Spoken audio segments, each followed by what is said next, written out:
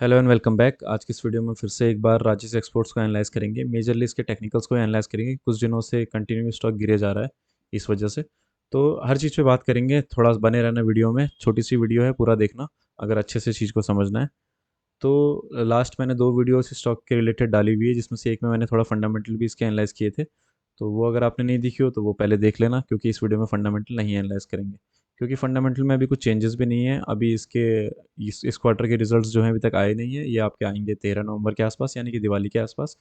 तो यहाँ पे इसका अर्निंग रिलीज़ है। और दिवाली के आसपास जब रिज़ल्ट आएंगे तो वहाँ से कुछ मेजर फंडामेंटली स्टॉक में क्या चेंजेस हैं वो पता लगेंगे। तो वहाँ से उस बेसिस पे डिसीजन लेंगे। फिलहाल तो हमारे टेक्निकल्स ही इसके हमारे हाथ में है, तो उस बेसिस पे हम देख रहे हैं कि क्या स्टॉक में चल रहा है। तो फिर भी मैंने आपके सामने थोड़ा फंडामेंटल खोल के रखे हैं यहाँ पे, क्योंकि अभी फंडामेंटल पे भी हम आएंगे। कुछ चीज़ है जो मेरे को इसमें आपको दिखानी है। तो कुछ दिनों से कंटिन्यू ये स्टॉक जो है गिरे जा रहा है। अगर मैं देखूँ पिछले 5 दिन से 6-7 दिनों से लगातार ये स्टॉक जो है हर दिन ये रेड में रहा। तो अराउंड 12-13% ये कंटिन्यू गिरा है पिछले 7 दिनों से, यानी कि पूरे एक हफ्ते से ये गिरे ही जा रहा है। मैंने इसमें एंट्री कहाँ बनाई थी, जो लोग जानते होंगे, वो मैंने एंट्री यहाँ पे बनाई थी जहाँ ये ब्लू सिंबल है। तो मेरा एवरेज प्राइस जो है अराउंड 550 का है। लास्ट वीडियो में भी मैंने कहा था कि अगर यहाँ से ये स्टॉक और गिर जाता है तो कोई दिक्कत वाली बात नहीं है, ये और एंट्री की अपॉर्चुनिटी देता है। मैंने ऑलरेडी दो एंट्री इसमें लगा रखी थी। तो तीसरी मेरी लास्ट एंट्री होती है किसी स्टॉक में, तो इसलिए मैंने भी तीसरी एंट्री का वेट कर रहा था कि अपने ये लास्ट सपोर्ट तक पहुंचेगा तो मैं तब शायद इसमें तीसरी एंट्री लूँ। और इसलिए मैंने अभी तक तीसरी एंट्री ली नहीं है इसमें। तो करंटली अभी ये वहाँ पे आने वाला है। लास्ट वीडियो में जो मैंने ये सब ड्राइंग्स कर रखी थी इसके सपोर्ट रेजिस्टेंस की, ये एग्जैक्टली सेम है वैसी जैसी अपनी उस वीडियो में थी। वहाँ पे मैंने ये भी ड्रॉ करके बताया था कि अगर यहाँ से ये स्टॉक तेज़ी से नीचे गिर भी जाता है तो भी कोई दिक्कत वाली बात नहीं है। तो भी वो एक अच्छा स्टॉक है और अच्छी अपॉर्चुनिटी उस पर होती है अगर उसके प्राइसेस और कम हो जाते हैं। तो फिलहाल इसकी क्या स्थिति है, फिलहाल स्टॉक जो है 445 के लेवल्स पे आ चुका है, 445.60 लास्ट डे के क्लोजिंग प्राइस के हिसाब से। और अगर मैं देखूं इसका जो मैंने आपको फाइनल सपोर्ट जो बताया था, जो एक मेजर सपोर्ट इसका है, वो अराउंड 424 का है। यानी कि यहाँ से जो ये अभी करंटली स्टॉक है, वहाँ से इसको टाइम है यहाँ से लेकर जो इसका फाइनल सपोर्ट है, यानी कि 445 पे भी स्टॉक है। और इसको 424 के आसपास इसका फाइनल सपोर्ट है। तो वहाँ से भी अभी 5% के आसपास का गैप है, मतलब 5% और फॉल कर सकता है उस सपोर्ट पे जो इसका फाइनल सपोर्ट हमने लास्ट वीडियो में डिसाइड किया था। बट फिलहाल 445 का है। तो अभी देखते हैं लास्ट टाइम 445 पे ये कब था स्टॉक। तो जो सबसे लास्ट था वो अराउंड 2015 जुलाई में 445 के आसपास ये स्टॉक था, और वहाँ से अच्छी खासी रैली इसने दी थी। तो 445 जब ये जुलाई में था 2015 के, तो अगर आप देखो 2015 के रिजल्ट्स इसके, तो 2015 के रिजल्ट्स ये थे। टोटल सेल्स उस टाइम पे थी इसकी 50,000 करोड़ की, जिसमें से प्रॉफिट इसने नेट प्रॉफिट जो बनाया था वो 655 करोड़ का था। अब ये स्थिति इसकी 2015 में थी। करंटली इसकी क्या स्थिति है ट्रेलिंग 12 मंथ्स का आप देखें तो 375,000 करोड़ का इसका सेल्स है, और 1400 करोड़ के आसपास, 1470 करोड़ के आसपास इसका नेट प्रॉफिट।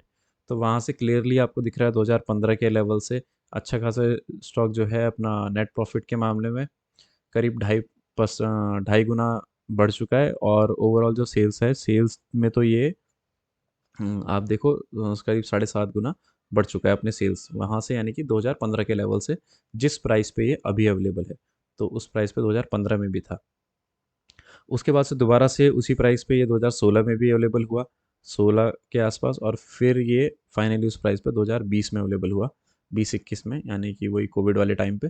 और तब से अभी ये फर्स्ट टाइम है जो उस प्राइस के आसपास ये स्टॉक जा रहा है। तो ये सारे इसके लेवल्स ऑलरेडी मैंने मार्क कर रखे थे। कुछ दिन अगर आप देखो तो कुछ दिन इस स्टॉक ने कैसा परफॉर्म किया। जब मैंने यहाँ पे एंट्री बनाई थी तो ये वाला जो लेवल था, ये वाला लेवल तोड़ने में स्टॉक को थोड़ी दिक्कत हुई। मेरे एंट्री के बाद इसने तुरंत अपना ये सपोर्ट ब्रेक करके एक अगले सपोर्ट पे आ गया था, और इसी सपोर्ट के आसपास रिवॉल्व कर रहा था। बट अब अच्छे से इसने ये ब्रेक कर दिया है। वॉल्यूम भी अच्छे खासे हैं यहाँ पे इस एरिया में। पूरी तरह से सपोर्ट ब्रेक कर दिया है, अगले सपोर्ट पे जा रहा है। और हो सकता है अगला सपोर्ट भी ब्रेक कर दे। तो ऐसा नहीं है कि अगले सपोर्ट पे ये गारंटी है कि इस सपोर्ट को ये ब्रेक नहीं करेगा। चांसेस हैं, क्योंकि काफ़ी सबसे लास्ट का सपोर्ट ये है, और इससे पहले भी इसने कभी इस सपोर्ट को ब्रेक किया नहीं है। तो करना इसको नहीं चाहिए, बट अगर कर भी देगा तो जैसे मैंने लास्ट वीडियो में ड्रॉ किया था, अगर ये ब्रेक करके नीचे भी चल जाता है तो कोई इशू वाली बात नहीं है। इशू वाली बात तभी आएगी जब इसके रिजल्ट्स अभी आएंगे, और रिजल्ट्स में अगर कोई बहुत मेजर दिक्कत हमें लगती है, जब दिवाली के बाद इसके रिजल्ट्स आएंगे, अगर कोई मेजर दिक्कत लगती है तो तब इसमें कोई इशू की बात है। तो जो भी इस पर डिसीजन है वो इसके रिजल्ट्स देखने के बाद लेंगे। फिलहाल अगर आपने भी मेरी तरह इसमें एंट्री बना रखी है, तो पहली चीज़ तो आपने कुछ सोच समझ के एंट्री इसमें बनाई होगी। अगर आप मतलब मेरी वीडियो भी देखी होगी तो मैंने भी आपको सजेस्ट किया होगा कि 5% से ज़्यादा मैं खुद किसी स्टॉक में नहीं लगाता, और वो 5% भी मैं 3 बारी में डिवाइड करके लगाता हूँ। तो अगर मान के चलते हैं फॉर एग्जांपल, मेरा अगर मान के चलिए ओवरऑल पोर्टफोलियो 10 लाख का है, तो मैंने इसमें करीब 15,000 की एक एंट्री ली होगी और 15,000 की दूसरी एंट्री। तो यानी कि 30,000 रुपये की मैंने इसमें एंट्री ले रखी है, और बाकी 9,70,000 रुपये मेरे बाकी स्टॉक्स में। तो अगर ये स्टॉक अभी इतना नीचे है भी मेरी एंट्री से, आप देखो मुझे कितने का इसमें फ़िलहाल लॉस है। करीब 20% के लॉस पे अगर मैं इसमें हूँ भी, तो इससे मेरे ओवरऑल पोर्टफोलियो पे या मेरे ओवरऑल ट्रेडिंग पे कोई ऐसा मेजर इम्पैक्ट नहीं पड़ेगा। तो इस मेरे ओवरऑल इस लॉस से 20% के मेरे ओवरऑल पोर्टफोलियो पे या मेरी ओवरऑल ट्रेडिंग पे कोई असर नहीं पड़ेगा, क्योंकि अभी मेरे बाकी के जो स्टॉक्स हैं, ऐसा नहीं कि सारे के सारे 20-20% डाउन हो, कुछ स्टॉक 20-30% अप भी होंगे। तो ओवरऑल एवरेज आउट करके कोई एक आधा स्टॉक आपका अगर इतना नीचे रहता है तो उसका कोई फ़र्क नहीं पड़ता, अगर आपने अच्छे से सिस्टमैटिकली अपना पूरा पोर्टफोलियो बिल्ड किया हुआ है और एक सर्टेन परसेंटेज से ज़्यादा वेटेज किसी में नहीं नहीं दिया है। जैसे मेरे केस में वो 5% है, तो अभी इसमें अराउंड 3% के आसपास लगा हुआ होगा, और लास्ट एंट्री इसमें हो सकता है मैं जब ये अपने सपोर्ट पे आ जाए, और यहाँ पे अगर मुझे ये थोड़ा सा स्ट्रेंथ शो करेगा स्टॉक, तो मैं इसमें यहाँ पे एंट्री ले लूँगा, ये अपना 441 वाले लेवल पे, जो इसका फाइनल सपोर्ट मेरे अकॉर्डिंग है। ये आप अपने एंड पे भी आप ड्रॉ कर सकते हैं, और यही जो सपोर्ट है फिर जब ये वापस से बढ़ने लगेगा तो यही इसके रेजिस्टेंस के भी काम करेंगे, जहाँ पे ये अभी सपोर्ट ले रहा था इस वाले लेवल पे। जैसे यहाँ पे 518 का लेवल है, एक 552 का लेवल है, 552 का और 518 का, और उसके ऊपर 625 का। तो फाइनल तो मैंने इसमें वीडियो में आपको बताया था कि 900 तक जाने के स्टॉक के पूरे पूरे आसार हैं। भले ही मैंने 850 के करीब इसमें टारगेट रखा है, अगर ये 850 के करीब जाता है तो मैं इसको सेल कर दूंगा। अब वो जाने में ये 1 साल लगा है, 2 साल लगा है, वो स्टॉक के ऊपर है किस तरीके से स्टॉक चलता है। और ओवरऑल मार्केट में देखिए, सिंपली एक स्टॉक जो है वो अपने ही, ऐसा नहीं है कि अपनी ही फंडामेंटल के हिसाब से रन करता है, बहुत सारे फैक्टर्स होते हैं जो उसको उसके मूवमेंट पे असर डालते हैं। जैसे भी करंटली वॉर वगैरह भी चल रही है, उससे पहले रशिया यूक्रेन का भी चल रहा था। तो ऐसे बहुत सारी चीज़ें हैं, और ऐसा है कि आगे भी कई चीज़ें हो सकती है, 1 साल 2 साल का जब आप हॉराइजन सेलेक्ट करते हैं तो उस बीच कई सारी चीज़ें होती हैं जो, अगर स्टॉक में प्राइस करेक्शन नहीं दिखाएं तो हो सकता है टाइम करेक्शन दिखाएं, हो सकता है स्टॉक अपने नॉर्मल टाइम से थोड़ा ज़्यादा टाइम ले ले। जैसे पहले भी ये इस रेंज में काफ़ी लंबे टाइम तक स्टॉक रहा है। जैसे अगर आप इसको देखे होगे तो ये कितने टाइम तक इस रेंज में रहा है, इस सपोर्ट से नीचे ये अराउंड 441 डेज तक ये स्टॉक जो है इस वाले सपोर्ट से नीचे रिवॉल्व करता रहा। तो जाहिर सी बात है ये सारी चीज़ें पॉसिबल है, बट ये सारी चीज़ें ना आपके कंट्रोल में है ना हमारे कंट्रोल में। ये तभी आपके कंट्रोल में आएगा जब आपने अपना एसेट एलोकेशन अच्छे से किया हुआ है, अपने पोर्टफोलियो का एक लिमिटेड परसेंटेज जो आप लूज़ करने को रेडी रहते हो वही किसी स्टॉक में लगा रखा है। और अगर आप मेरी सुन के किसी स्टॉक को बाय कर रहे हो, जैसे अगर आपने ये मेरी सुन के बाय किया होगा तो बहुत गलत किया, क्योंकि मैंने अगर बाय किया है तो मुझे पता है मैंने क्यों बाय किया है, मैं कितना उसको होल्ड करूँगा, और मेरे पोर्टफोलियो पे उससे क्या फ़र्क पड़ेगा, और ओवरऑल जो मेरा ट्रेडिंग स्टाइल है उसमें इस टाइप की किसी एक स्टॉक की स्पेस थी तो उसको बाय किया गया है।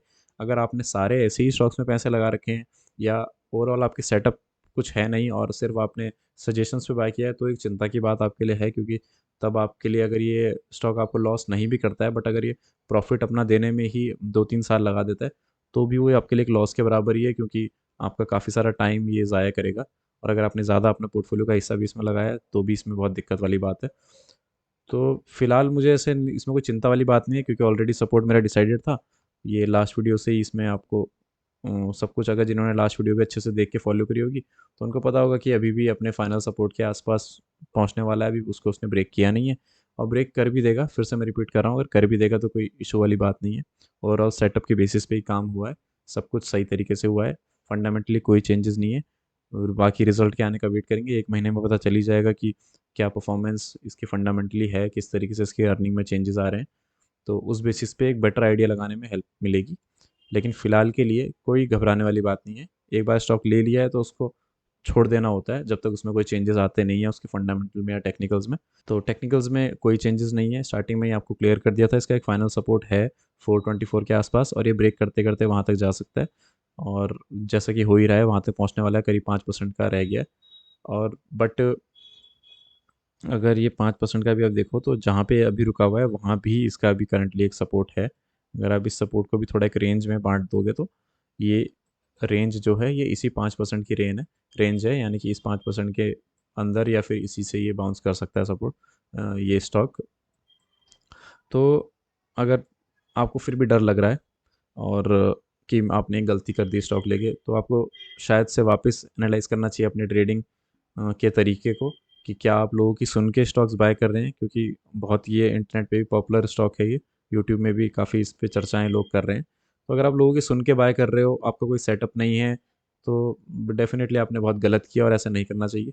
ना ही मेरी वीडियो सुन के भी बाय किसी की वीडियो से नहीं करना चाहिए, बट सीखना चाहिए जितना आप हो सके, औरों की वीडियो से सीखिए और अपना एक खुद का सेटअप बनाइए और उस सेटअप के ही बेसिस पे काम कीजिए।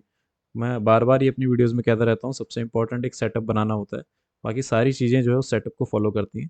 अगर सेटअप आपका ठीक है, आपको पता है कि कितना परसेंटेज में एक स्टॉक में लगाऊंगा जो मेरे रिस्क को कवर कर देगा, और कितना कहते हैं किस किस किस सेक्टर के या किस किस तरीके के या किस किस कैपिटलाइजेशन वाले स्टॉक में मैं कितना कितना इन्वेस्ट करूंगा, ताकि ओवरऑल मेरा एक बैलेंस्ड पोर्टफोलियो बने। क्योंकि मेरे पोर्टफोलियो में बिल्कुल सही तरीके से ये सही जगह पे सही पोजीशन पे प्लेस्ड है, इसलिए मुझे कोई चिंता की बात इसमें नहीं है।